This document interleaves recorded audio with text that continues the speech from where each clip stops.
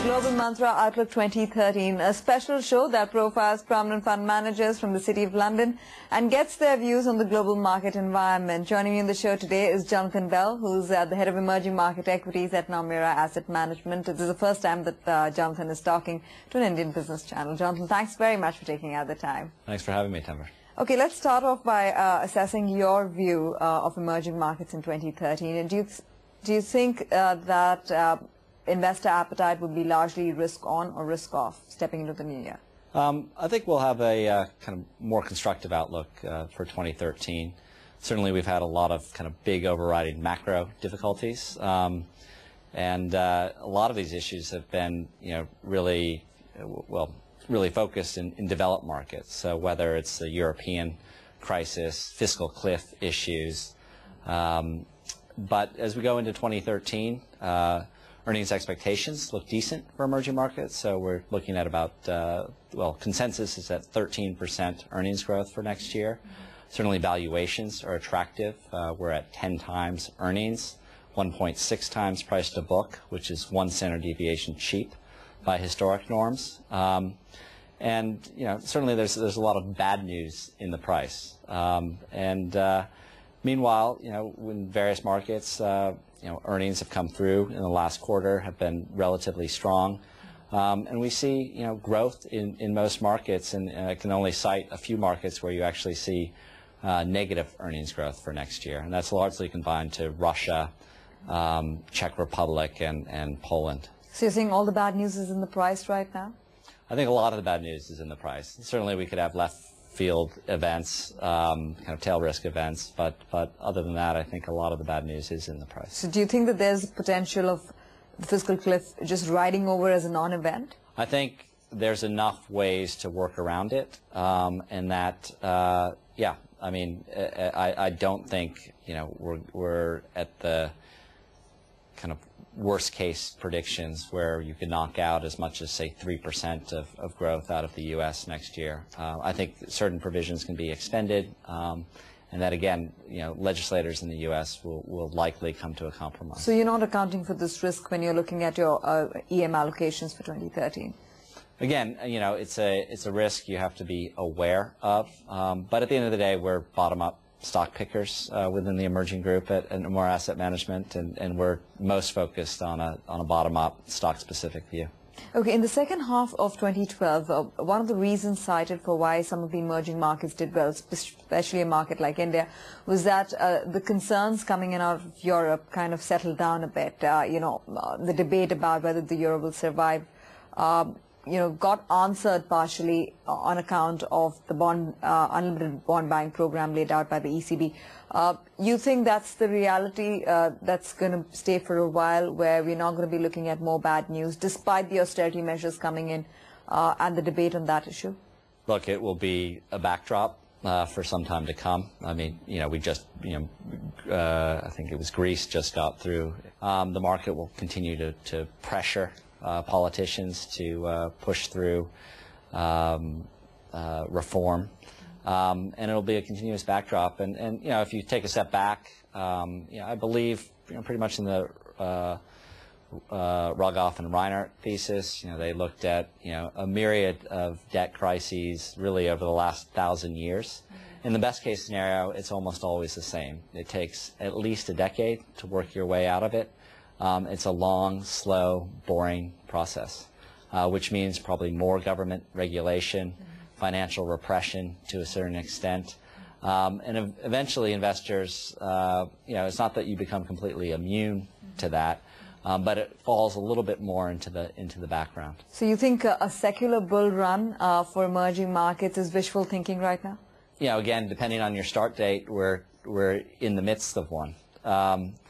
And then, certainly if you look at, kind of post global financial crisis, look, I think, you'll see certain markets that will exhibit, very good returns over the next 5 years, some that will be more difficult. Certainly we see, very high correlation across all asset classes, and this has been a trend that's been growing over the last several years. My hope, again, as you get into maybe a more boring backdrop, for lack of a better phrase, is that eventually you see kind of more disparity in returns, and investors will ultimately become excited, and liquidity will move into areas that are more interesting, have better secular or structural stories than those that don't. So what are your return expectations then? Really, I think it's more that certain expectations in certain markets seem to have bottomed. There's a lot of worry about Brazil, for example, where the economy seemed to be slowing dramatically. Expectations from the beginning of 12 were cut from 4 to 2%. We should see the beginnings of a growth rebound there. I think China, maybe expectations there have bottomed to a certain extent. India as well, where there were a lot of concerns about essentially the political morass, the inability to push through reform. Some of those expectations or some of those concerns have been alleviated. So in some of the bigger markets, the kind of crunch point seems to have passed to a certain extent. So are we bracing ourselves for a positive 2013? I think we will have a positive 2013. I'm certain there'll be difficulties along the way. You could see certain rotations as well. Certain sectors have performed extremely well in 2012, particularly what would sectors such as consumer staples. And other areas haven't been as positive, such as the industrial sector, consumer discretionary, typically more cyclical sectors. Talk about India, and were you surprised really by the rally that we saw? Do you think that the economic cycle in India has bottomed out, which is what the market is reflecting right now? I think the economic cycle may have bottomed. We may bounce along that bottom for a while. We still have political transition or elections, probably early 2014. We've seen some initial reform efforts in things such as refined product prices or eliminating some of the subsidies there, as well as in FDI in the retail sector. Both important, but not going to dramatically change the economic outlook over the next year or so. Certainly the fact that oil prices come down helps with certain structural issues such as India's current account and budget issues. Good monsoon, et cetera. Inflation seems to be abating as well. But really, India needs over the next several years to push its fixed asset investment, and this will take a host of reform efforts by government and also initiatives by the private sector. But do you think that the equity market, with the kind of 20% plus returns it has given for 2012, can actually go and double up from here, touch fresh highs and beyond, or will there be a bit of a correction and consolidation within a broader range for the market? It's hard to predict exactly whether the Indian market will consolidate from here. I think actually we're probably in a pretty good short-term outlook for India. Just got through the latest quarterly results, which looked, for the most part, we saw beats in many different areas of the economy. And we may see this continued bifurcation in the market where quality companies continue to return in terms of performance in a way that exceeds, I'd say, the lesser quality or the more state influence. What will impress the market, or what will impress you as an investor from what comes out of the budget? Do you expect it to be a populist one? I think there will be some populist elements to it. I'd like to see kind of more of a reform angle, but it's probably unlikely that it'll be all that significant. I think the budget as a kind of driver of the market has become less important over the last, certainly over the last 5 or 6 years or so than it was previously. So really, it's kind of gradual, incremental reform. I think, again, inflation has been historically a big issue for India, and corporates have generally delivered good results, and if they can continue to do that, then the market can grind higher.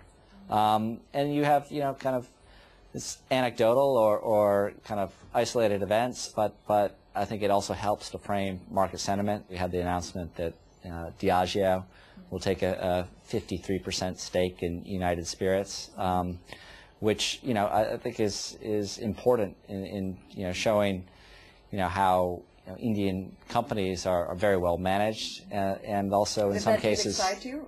Well, it's exciting in the fact that they're willing to pay looks like quite a hefty premium, so that it was quite undervalued. And if you take a step back on Indian companies and look at the big picture, whether it's the auto sector, whether it's the consumer sector, and look at, for example, where United Spirits market cap relative to the opportunity and relative to their market share, and that's probably what Diageo was doing. They're willing to take a long-term view on India and take a view on this great potential, and I think that helps to improve sentiment. Again, it's one event, but it kind of frames a larger picture. But as a fund manager, did it make you think about evaluating an investment opportunity in United Spirits?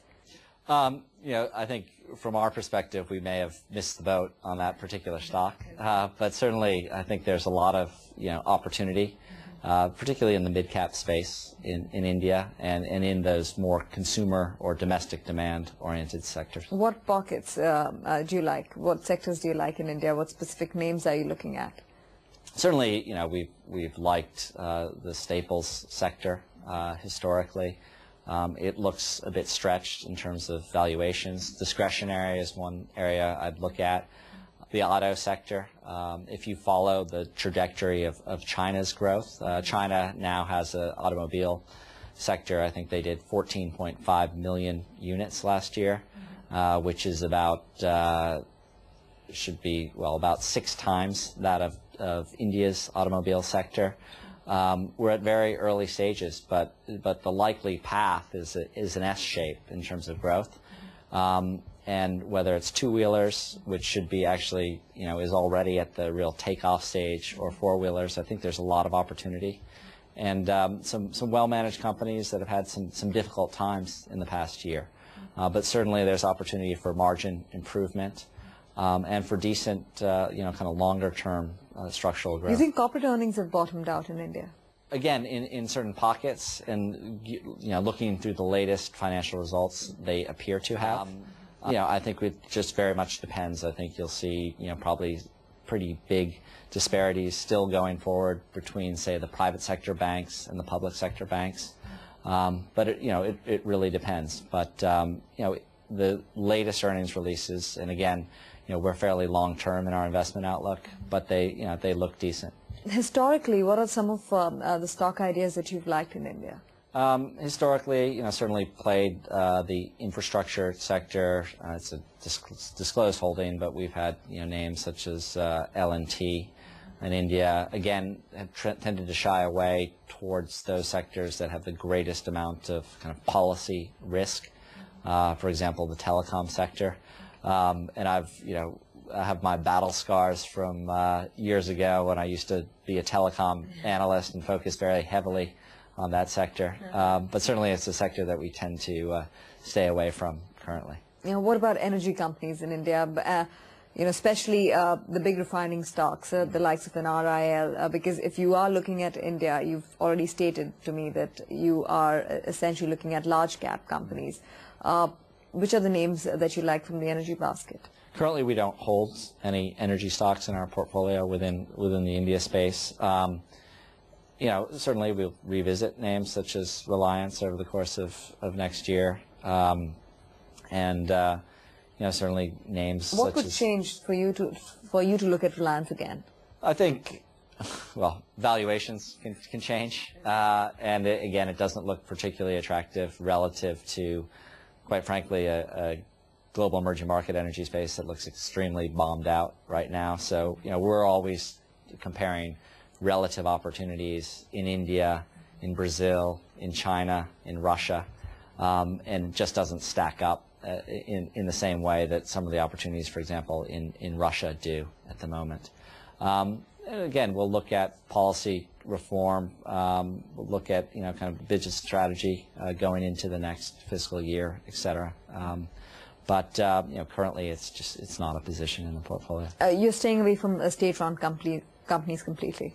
I wouldn't say completely, and this is all subject to change. But it's just an area that we don't have as much visibility right now, and next year could be difficult. In private banks and financials, you spoke about stocks such as HDFC. Now, that's a bit of a crowded trade given the valuations at which the stock is trading. What's the conviction behind picking private banks, which have already done so well from a price perspective? Again, partially this is a lesson learned the hard way, but when I look at emerging market banks, and I tend to have a bit of a value bias, but for the most part, I'd rather own a bank that trades, at 2 times price to book, that prints ROEs of 20% or close to 20% plus, where I have a fairly high degree of visibility and a fair amount of certainty in those ROEs over the next several years, rather than a bank that trades at 1 times price to book, where I have no idea with any kind of degree of certainty whether its ROEs are going to be, 8% or 13 or 14%. So the power of compounding is quite important in investing in the financial sector, I'd just rather be with a kind of well-managed bank that seems to be focused primarily on shareholder Jonathan, return. let's talk about the opportunities that you see in 2013. Now, starting off with the influence that China may have in the performance of Asian markets. China is pretty much in this phase of transition. Do you think the risks have abated in the region? I think the China-specific risks have abated, again, the Chinese market is trading at pretty much historic lows. Certainly looks very inexpensive relative to its history. And again, as a stock picker, you have to be very careful, for the specific companies that you invest in. But there's certainly a lot of opportunity in that market. Right? Do you think the market can actually perform this year after 3 years of underperformance? As we talked offline, the BRIC countries as a bloc have been underperforming since 2010. China only recently has begun to outperform other emerging market countries, and that's because really in order for China to outperform at all, you need the financial sector to perform, because the financial sector is such a big part of the MSCI index, and we've seen at least a bottoming there. So over the kind of next year or so, I don't have any kind of huge risk concerns for China. There'll be a lot of again, transition issues, but I think some of the risks may be more to the upside than the But where will broad allocations increase or decrease respectively, according to you, into the new year? Again, we're very bottom up. We're overweight Brazil right now. Largely, the market's underperformed this year. We still see considerable opportunity we've actually allocated additional capital to the telecom space, which there's been a lot of regulatory concern there. We see other areas that are off benchmark. I mentioned sub-Saharan Africa. But if you look at the first decade of this century, 6 of the 10 fastest growing markets in the world were in sub-Saharan African markets. And there's considerable opportunity in places like Nigeria, where banks have ROAs of 3%, and their outlook looks quite positive. They've been, to a certain extent, cleaned up.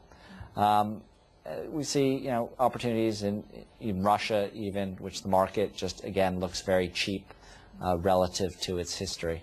We're allocating away from places such as Taiwan. What's your broad outlook then on emerging market currencies? Do you think the devaluation or the depreciation will continue?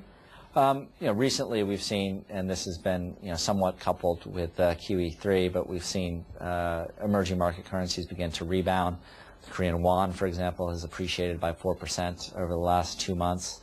The Chinese RMB hit an all-time high today.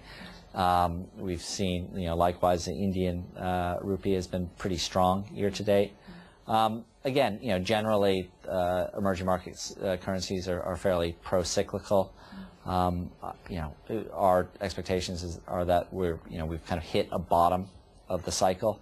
And you could see, gradual currency appreciation as well. If you look at the poor performance that we saw, say in 2011, about half of that underperformance, at least in U.S. dollar terms of emerging markets, came from currency depreciation. I think money allocation will shift towards industrial cyclicals? Towards more cyclicals. So if you look across the emerging market space, the classic cyclicals relative to the defensives now trade at about a 36% discount to the cyclicals, and by defensives, I mean, healthcare, consumer staples, et cetera, and by cyclicals, this includes financials, industrials, materials, energy, and I would expect overall that discount to close as we go into to next year. Certainly, investors have been rewarding quality, above all else, and hiding in certain staple names. Just valuations look very stretched to us. And certainly we have a quality bias in the portfolio, but we're not willing to pay any price for that quality. And finally, are you more optimistic about 2013 than you were about 2012? Certainly there were periods in 2012 that got quite dire, particularly, largely around developed markets and inability of, kind of policymakers to act, and whether it was certain concerns about Europe or the U.S. In general, I think some of those concerns have been alleviated, particularly if we can get through this fiscal cliff issue. I'm sure there will be other tail risk events in 2013, somewhat of a mug's game to try to identify that in advance. But some of the concerns on Europe will persist. But in general, I'd say we're more optimistic, primarily because expectations have been ratcheted down significantly. Well, thanks very much, Jonathan, for joining us and giving us your perspective on emerging markets for 2013. With that, we come to the end of another edition of Global Mantra. Thanks very much for watching.